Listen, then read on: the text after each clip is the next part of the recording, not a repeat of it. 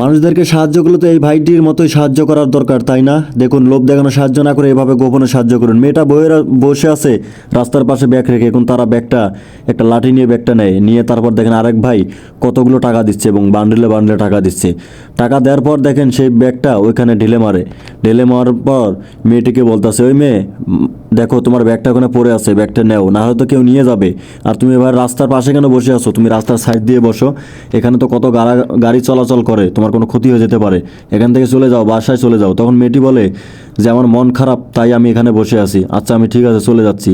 পরে তারা বলে যে আচ্ছা ঠিক আছে, তুমি চলে যাও, আমরা চলে যাচ্ছি, এখানে থেকেও না একা রাস্তার মাঝে। তারপর দেখেন মেয়েটা এখন চলে যায়, একটু দূরে গিয়েই ব্যাগটা খোলে, চেনটা খোলে। চেনটা খোলার পরেই দেখেন সে দেখতে পায় অনেকগুলো টাকা, বান্ডেলে বান্ডেলে টাকা। সে অবাক হয়ে যায় আর সব দিকে খোঁজে যে টাকাগুলো দিল কে, আমার ব্যাগটা একদম ছিল খালি, শূন্য।